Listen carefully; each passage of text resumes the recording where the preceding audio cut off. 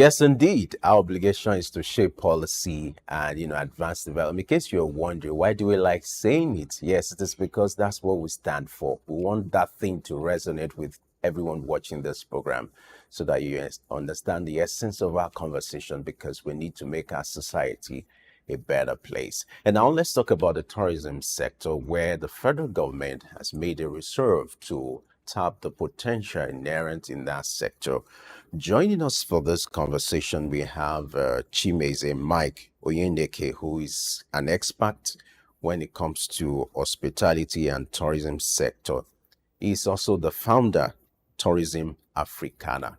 Glad to have you join us on Nelly Extinct this morning. Good to see you again. Yeah, good to see you. Good morning. Yeah, Can you good hear me? morning. You're looking brighter and younger.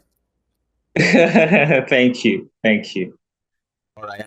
Perhaps you'll also be tapping the potential inherent in the tourism sector.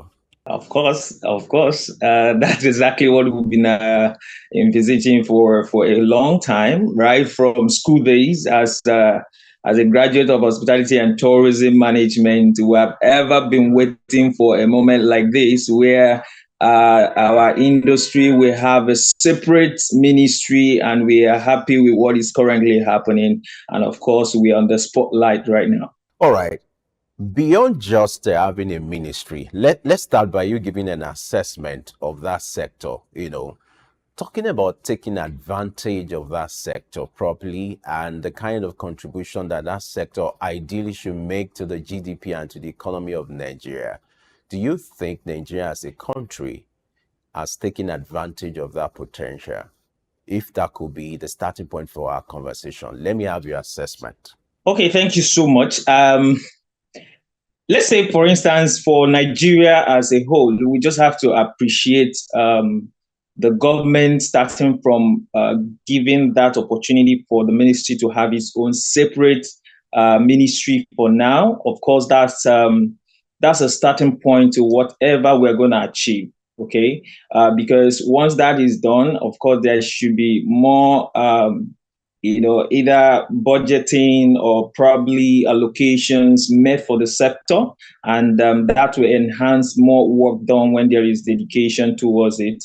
And to be honest, I wouldn't say the current minister is not doing so much. She's doing her best, at least starting to understand what the industry is all about and what is required, though without so much funding for now. But I believe the ministry is currently doing a whole lot from my own point of view. But then looking at the potentials ahead, I believe Nigeria is beginning to understand there is an opportunity in the tourism sector. And if you are very close to this area of industry, you understand that the commitment, the energy, the noise is becoming more alarming. Of course, I wouldn't say for just this administration, but then it's becoming more alarming because both the industry stakeholders, of course, the private sector, they've been doing a whole lot to see this industry come to the limelight. And to get the government support, of course, is what is required to get the potentials right. And just to look at it, if you look at the news, every day you could see the engagement of the Federal Tourism Ministry, engaging with stakeholders, engaging with the private sector, seeing reasons to see how to collaborate with them. And of course, based on where she's coming from, she's actually not coming directly from the tourism sector per se, however, from the banking sector, but then she has that openness to engage with the stakeholders, to engage with practitioners, engage with professionals who has been in this system, trying to learn and underscore what is required. And I believe that is the best way to get things to the right direction. Just like an entrepreneur or business person going into a new business sector, you need to study that business. You need to get a feasibility study. You need to understand what is required and set the right targets and have a proper audience, segmentations and all of that. And I believe that's exactly the strategy our current minister is, applying. And I feel that works as a business management graduate. I believe that works. Having to use this first number of days or number of months in office to underscore and understudy the industry, I believe is the right moves, is the right right step to the right direction. Getting to engage with the right persons that actually will give the results that is expected, get the right consultation, get the right information, and of course drafting a new policy that will actually lead us to the future we are anticipating. All right, talking about policy, the federal government recently announced a draft of what you call the National Tourism Policy. What impact do you think this policy will make this time around, and what will be the advantage of having this kind of policy, given the example of other climes when it comes to having national policy when it comes to tourism?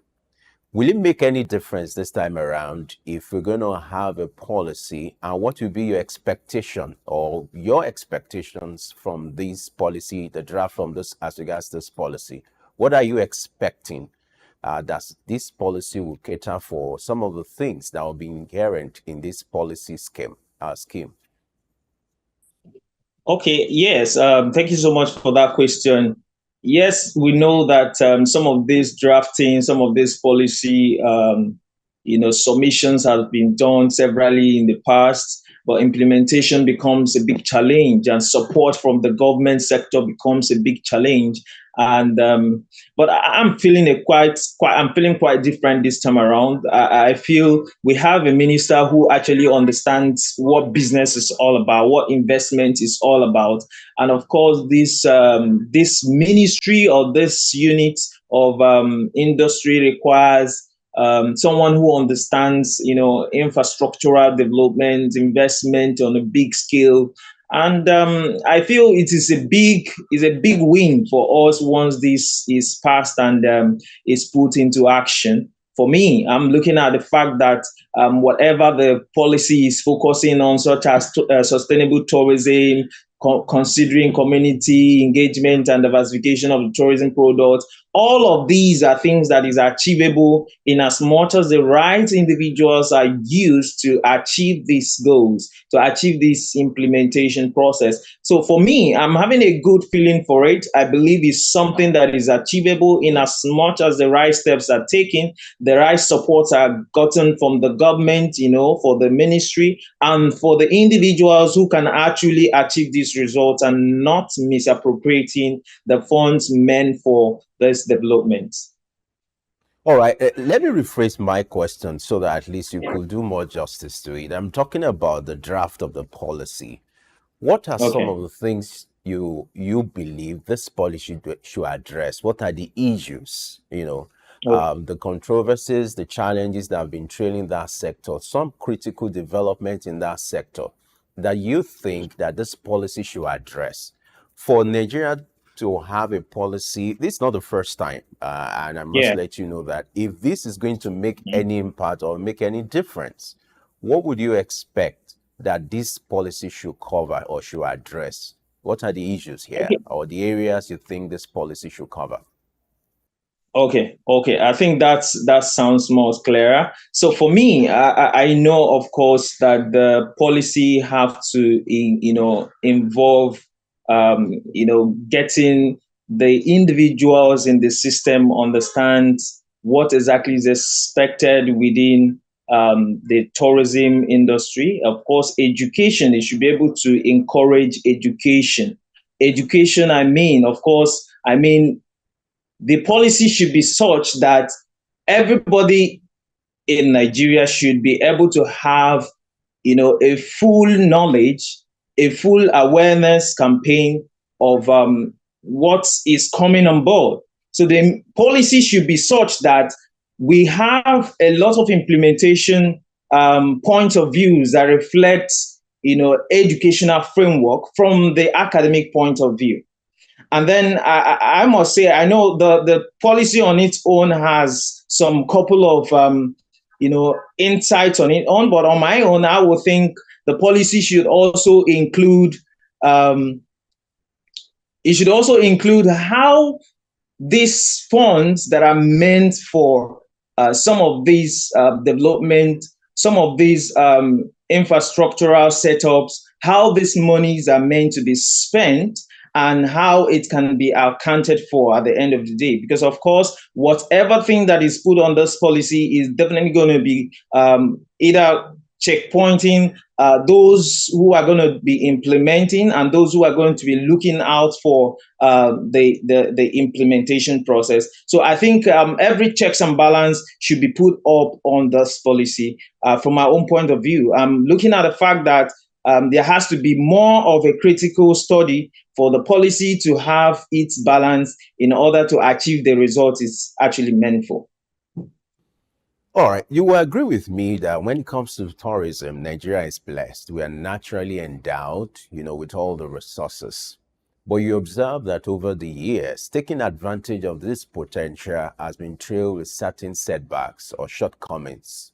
I would like you to identify some of these issues and to see how we can provide solutions to them. What are some of the critical issues trailing or hampering Nigeria from taking full advantage of the potential in this sector? Yeah, thank you. I think most times people complain so much about security being a very big challenge. And of course, let's see an investor who is coming to Nigeria to probably invest in a particular tourism attractive destination. But then some of them get discouraged about security. But I think most of the challenge here is our use of the media to project what we have, to project the opportunities in the Nigerian tourism sector is a very big challenge. The kind of stories that are written about Nigeria is also hindering the development of tourism in Nigeria, if you must ask me. A lot of West media writes a whole lot of stories that are not reflecting the true people of Nigeria. And I think that is a major challenge. So if we can rewrite our stories, if the media, Nigerian media as well, can begin to promote the huge potentials in the tourism sector within Nigeria, it can enhance investment. It can help investors to come into our tourism sector. And of course, that is one of the things I think is a challenge. Our stories. We need to learn to tell the right story. And then going further to look at infrastructural development in terms of road networks and all of that. So these are the things that the government have to look into and put a critical measure into it. Of course, that shouldn't in any way still hinder some of this tourism progress, but of course is a major factor. Connectivity is a major factor to get into this tourism development, and the government has to give it a very good attention. And of course, we must also look at the fact that the people also, of course, the people in the rural community and most persons in the urban setup as well have little knowledge of the impact of tourism. And of course, like I said earlier, education will enhance these areas and getting to let people know the benefits the tourism brings, of course, by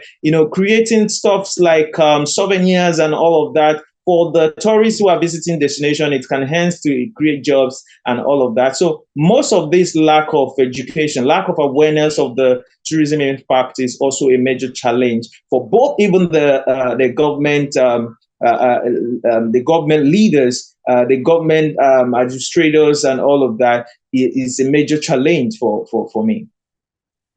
Okay, I like the fact that you talked about the role of the media in telling the right story, the true African story to unveil the potential here when it comes to tourism.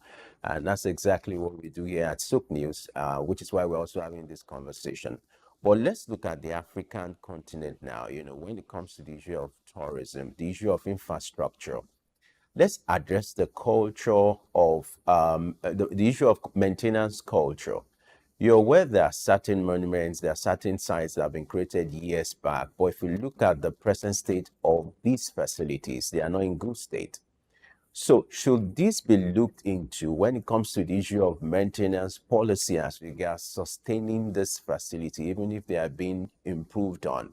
There's also that tendency for this to still creeping over the time or over the year.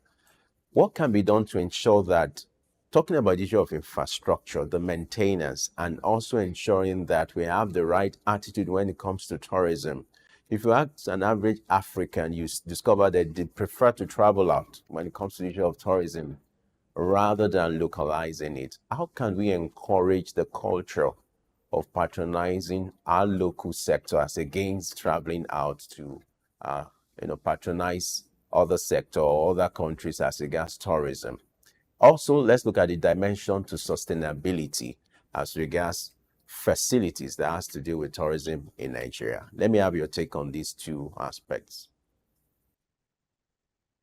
Okay, so starting from the maintenance culture, I think that's where this also part of the focus of this policy draft. Okay, so of course, people need to understand what they actually stand to lose when they go against some certain, important government policies. So that policy actually will be able or should take care of that area. And of course, maintenance culture should be understood as very, very important strategies towards a sustainable tourism. Of course, if an infrastructure is built by the government, there should be either an agency set up in order to, maintain these infrastructures. Just like in Lagos State, I know there is a unit that is in charge of maintenance of roads and infrastructures and all of this. So there should be a set of units as well that can take care of sustainability of our tourism products, sustainability of our tourism infrastructures, and thereabout. So I think that shouldn't be something one should think twice in terms of investment. Whatever investment that is coming towards tourism, of course, we must ensure there is sustainability. But looking back to what has happened in the past, of course, looking at the different destinations that has existed in Nigeria and are currently existing, but they are in their in their devastation stages and all of that. You could imagine why people have to travel out to go and have experiences when we have places like Obudukatu Ranch and all of these fantastic destinations that gives you very interesting vibes, very, foreign kind of vibes, but people will still decide to go out. Why? Because there's lack of maintenance. There's lack of maintenance of this infrastructure. They are not actually being properly taken care of. And most often than not, you begin to see that public-private partnership works sometimes in this area. Like if you look at Ekiti State, which you have the resort, all right, the resort in Ekiti State, which is currently being managed by a private sector. All right, you see that there's a lot of enhancement because there's a private hand in it. Most often than not, the government do not take seriously some of the things that are for the public interest. And I think this mentality have to change, where government begin to take some certain public offices much more seriously to enhance development, to enhance infrastructural development in their country. And of course, that's a big challenge. And if that can be put in place, I think we'll get it right. And then looking at the second question you asked, I must tell you that infrastructure in Nigeria is something that I must tell you, we still have a long way to go. And if these things are not put right in terms of road networks, in terms of electricity and all, you see people will continuously keep traveling out to have their family time and have a whole lot of this. But we have to find a solution to it. And of course, that's why the Ministry of Tourism is there to ensure these solutions are put in place. And of course, if there is much more attention into it, I know that the results will be gotten. Let's focus on solutions now, because the essence of having this conversation is to provide a roadmap when it comes to solving these problems. Let's look at what should be done in the area of attracting the right investment that should go into this sector. For investors who are perhaps watching, what area do you think they can channel their investment to when it comes to this sector? There's what you call comparative advantage Nigeria will have when it comes to tourism. I'd like you to talk about them and how the right investment can be attracted into these areas. And for an investor who wants to invest in this sector, what will be the critical areas that should be of interest and could also help the investor to maximize returns? Talk to us. All right, thank you so much. Of course, Nigeria is a very interesting destination. Of course, a lot of foreigners want to visit Nigeria. Now, to start with, if the right stories are being put out there, of course, Nigeria wouldn't be, be able to contain the kind of receipts we're going to be having. Now, for any investor who wants to go into the business of hospitality or tourism, of course, we have very interesting gastronomy. Of course, looking at food is an interesting area for any investor. And of course, putting all of these with tourism in mind, you can have a lot of people visiting your outfit just for the taste of Nigerian kind of food. And then going into having some, destinations put into place. A lot of people want to see the culture, the different cultures, in Nigeria. If you watch the Nike Art Gallery, it tells a lot of stories. A lot of white people come to just see the culture of the Yorubas, the people of Nigeria. They want to, experience. Researchers want to come and find out some of the stories they have heard about this culture, the North culture, the different aspect of, stories within Nigeria. We have a lot of cultural products that can be, exported in terms of people coming to experience them as tourism. So all of these can actually be put into investment. You can create something that people can actually come just to experience Nigeria within a small entity. We have national museums out there that tell the story of the Nigerian people. All of these can also be privatized. You can privatize all of these products. You can create a destination within a particular community that people have been hearing about.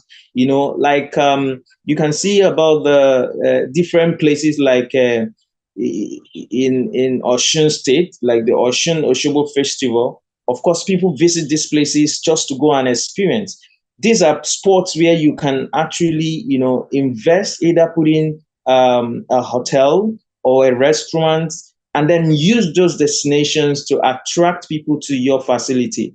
You can talk about if you go to the east, you can get Ohun Monastery. There are a lot of people in terms of those who are interested in Christianity and prayers and all of that. These places can actually be enhanced. They have potential for investment for anyone who wants to build it, and hotels who want to build resorts. These places are very open places where you can actually build your facility and use this destination as a means of attraction to make the money you want. Now, the area of this investment is focusing on viable destinations where people can basically have experience, because hospitality has passed that level where it's just about coming to sleep and wake up. All right. There has to be an experience attached to it. So if you're focusing, or let's say your positioning of your product or your investment should be where you could have some certain amount of attractions, tourism attractions. Now, you could see that in Lagos State, for instance, you have hotels like, perhaps, let me just use Eco Hotel, for instance, because it's a popular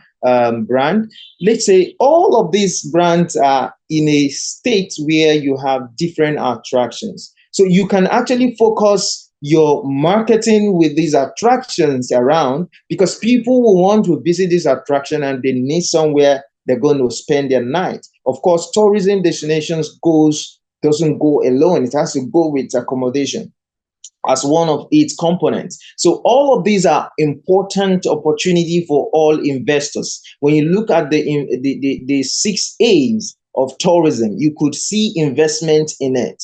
And one of these is transportation, which is connection. This is the aspect of when we talk about attraction, we talk about accommodation, we talk about amenities, we talk about, all of these are part of investment opportunities for anyone who wants to go into the investment aspect of tourism. Of course, when you look at transport, it's one of the mains for those who have the finances to go into it. And then you have the accommodation. You can go into accommodation sector and situate it, because your location is what matters when you are considering anything to invest. So being able to situate it in either developed attraction or undeveloped, you can begin to work with the government to develop these attractions. And by so doing, Nigerian tourism will become a place that anyone out there wants to visit. All right, nice one. Speaking about the right investment that should go into that sector. You mentioned a particular hotel in Lagos. I hope you won't get an invoice for that shortly. But that's just on a light note. Now, let's wrap up this conversation now by looking at other critical steps that the federal government should take.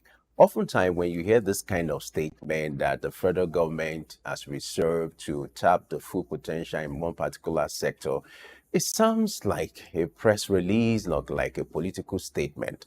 But for this one not to be like that, what other critical steps do you think the federal government should take to ensure that the reserve to tap the full potential in this sector becomes a reality? As we wrap up. Yeah, I would like to get you clearly on that question so I can probably get the right answer to it. What I'm trying to say, oftentimes when you hear this kind of statement that the federal government is prepared to do something or has planned or has promised to do this or that, there's likely this distrust until it is done.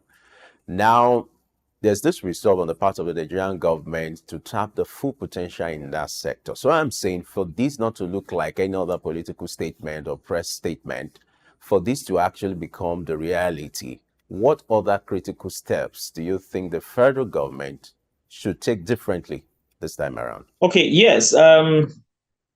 I understand the fact that a whole lot of political statements are made, of course, in Nigeria, and of course, that happens all over the world. But however, I must say that in this case, we just have our hands all crossed, and we just have to give all the necessary support we can to the administration, talking about the Ministry of Tourism. I may not be talking about any other sector. I'm only concerned about my own specific sector, which is tourism. And of course, from what we are seeing, the ministry is not doing that bad. And we just need to give the right support we can to be able to get the right result that is expected. And of course, we can understand that right now, the ministry is still undergoing to understand. But of course, in the long run, let's say perhaps starting from next year, Nigerians may probably be taking account to what is really achieved in terms of realization of actual results, and not just about understanding and trying to study the sector. But now we want to see that, okay, there's a project that is currently ongoing and is being commissioned, and let's say this attraction has gotten full attention by the federal government, and of course is in full functioning, all right, and people are visiting.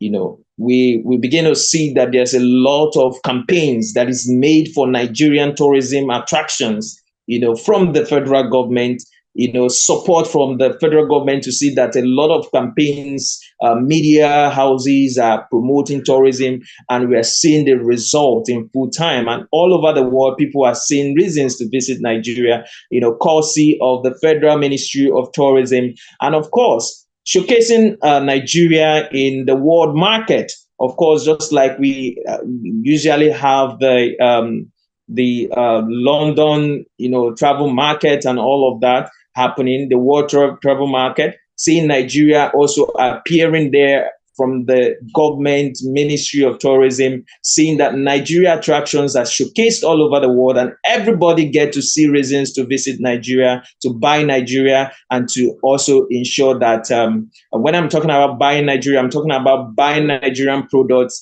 and getting to, visit Nigeria for the experience and for the culture that we offer here in Nigeria and for the different destinations. Of course, we have numerous tourism destinations in Nigeria, and that would be a better way to showcase what we have. And of course, that can lead to our economic development. Of course, our receipts would draw to the foreign exchange that we are also envisaging, that all of this goes to a balance. Hi, Chimezie, what a way to wrap up this conversation. I can see how passionate you are about this subject, which is why you are the go-to when it comes to this kind of conversation. Let's hope that as the federal government has promised, Nigeria will be able to experience the full benefits of this initiative. We must thank you so much for your time, your thoughts, spending time with us on Early Exchange on this subject you are also passionate about. Thank you so much for spending time with us this morning. Thank you so much. Thank you. All right. That's our offering for today. What a way to wrap up the conversation today. Earlier, we started by looking at the VAPPT, which is looking at the act guiding the violence against persons. And we had to wrap up by looking at how to tap the potential in the tourism sector in Nigeria. For those who missed this conversation, don't forget, you can do a catch-up on all our social media platforms, on our YouTube page at SOUQ News TV. Don't forget, Market Insight is also going to come up at 11, where we review some of the things playing out in global market today. You just have to ensure that you watch this program for you to get the latest development across markets, across the globe. Early Exchange will always return tomorrow, as you know, not just the way it is, but bigger and better. And I remain Femi Ayodele. Thanks for watching. I'll see you tomorrow.